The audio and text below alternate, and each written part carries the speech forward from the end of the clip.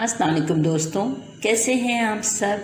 इंतज़ार कर रहे हैं कि आज कौन सी किताब पढ़ूंगी। जी हाँ, तो आज की किताब का नाम है नया खिलाड़ी और इसे पब्लिश किया है पैरामाउंट ने।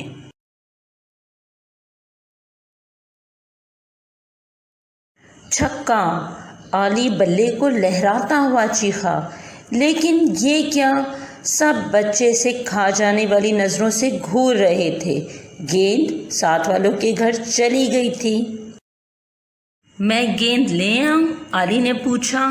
कोई फ़ायदा नहीं, बाबर ने जवाब दिया। पता है, जब पिछली बार हमारी गेंद इनके घर गई थी तो यासिर ने क्या कहा था। इसने कहा था कि आइंदा हमारी गेंद इनके घर गई तो इसे किसी कीमत पर वापस नहीं करेगा। हमने भी वादा किया था कि आइंदा हमारी गेंद इनके घर नहीं जाएगी। भूल जाओ अब इस गेंद को, निदा ने गुस्से से कहा।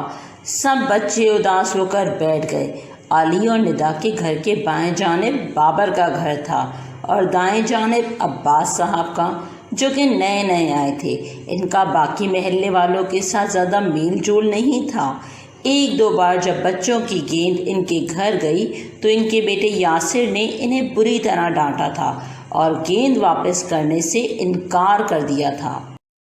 बच्चे बाबर के घर भी खेल सकते थे, लेकिन इन्हें क्रिकेट खेलने का मज़ा सिर्फ निदा के घर आता था, क्योंकि वहाँ खुली जगह ज़्यादा थी। दूसरे दिन इरम नई गेंद ले आई। बच्चों के लाख एहतियात से खेलने के बावजूद गेंद फिर यासिर के घर चली गई। अब तो ये रोज़ का मामूल बन गया था। बच्चे सूरत हाल से परेशान थे। एक दिन बच्चे बैठे यासिर का जिक्र कर रहे थे और इस बात पर गौर कर रहे थे कि आखिर यासिर के साथ मसला क्या है। बच्चों को फ़िक्रमंद बैठा देखकर निदा की अम्मी इनके करीब आकर बैठी और इनकी परेशानी की वजह पूछी। बच्चों ने सारा हाल कह सुनाया। अम्मी ने पूछा, क्या तुम लोगों ने इसके साथ दोस्ती करने की कोशिश की? वो बहुत बदमिजाज है, इसके साथ दोस्ती कौन करेगा? आली ने कहा। नहीं बेटा, ऐसा नहीं कहते। अम्मी ने बच्चों को समझाया। तुम लोग कोशिश करके तो देखो, शायद इसकी कोई वजह हो। खाला जान, वो किसी से ठीक से बात तक तो करता नहीं, दरवाज़ा तक नहीं खोलता, खिड़की ही से बात करता है। आदिल ने अम्मी को बताया। बच्चों, मेरा ख्याल है कि तुम एक बार फिर कोशिश करो, अम्मी ने कहा। दूसरे दिन सब बच्चे यासिर से दोस्ती करने गए, इसे क्रिकेट खेलने की दावत दी, मगर यासिर ने दरवाज़ा ना खोला, खिड़की ही से इन्हें मना कर दिया। बच्चे अपना समूह लेकर वापस आ गए। अब बच्चों ने निदा के घर के बजाय बाबर के घर खेलना शुरू कर दिया। कुछ दिनों बाद यासिर के अम्मी ने मोहल्ले के सब बच्चों को यासिर की सालगिरह पर बुलाया। बच्चे जाना तो ना चाहते थे, लेकिन बड़ों के समझाने पर सब तैयार हो गए। सालगिरह वाले दिन बच्चे तोहफे लेकर यासिर के घर पहुँचे। यासिर की अम्मी इन्हें बहुत प्यार से अंदर ले गईं। बच्चों ने देखा यासिर व्हीलचेयर पर बैठा था। यासिर को इस हाल में देखकर सारे बच्चे हैरान खड़े रह गए। आखिर आली आगे बढ़ा और यासिर की तरफ हाथ बढ़ाते हुए इसको सालगिरह की मुबारकबाद दी। बाकी बच्चों ने भी यही किया। यासिर का रवैया आज भी सर्द था, लेकिन इसने ऐसी कोई हरकत नहीं की जो बच्चों को बुरी लगती। बच्चे भी यासिर से बात करने की कोशिश कर रहे थे और ये जाहिर कर रहे थे कि यासिर भी इन्हीं की तरह है। तकरीब ख़त्म हुई। बच्चे इजाज़त लेकर बाहर निकले तो दरवाज़े पर यासिर की अम्मी ने इन्हें शुक्रिया के तोहफे दिए और कहा, बच्चों, यासिर के रवैये का बुरा ना मानना, इसकी एक कमज़ोरी ने इसे चिड़चिड़ा कर दिया है।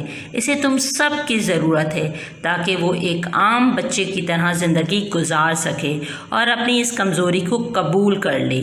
बच्चों ने वादा किया कि अब वो यासिर के पास आया करेंगे।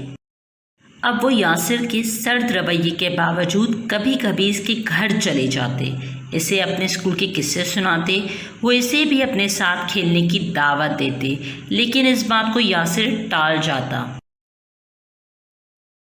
بچے امتحان میں مصروف تھے، اس لیے یاسر کی طرف نہیں جا سکے۔ ادھر یاسر اب ان کی کمی محسوس کرنے لگا۔ اس کا دل اداس تھا۔ اسے ارم، اسد، بابر، علی اور ندا سے ملے ہوئے کئی دن ہو چکے تھے۔ اس نے کچھ سوچا اور اپنی امی کے پاس چلا گیا۔ ادھر بچوں کے امتحان اسی دن ختم ہوئے تھے اور وہ سب ارم کے گھر جمع تھے۔ اتنے میں دروازے کی گھنٹی بجی۔ علی نے دروازہ کھولا اور سامنے یاسر اپنی امی کے ساتھ موجود تھا۔ اس کے ہاتھ میں وہ ساری گیندیں تھیں جو اس کے گھر گری تھیں اور وہ مسکرا رہا تھا۔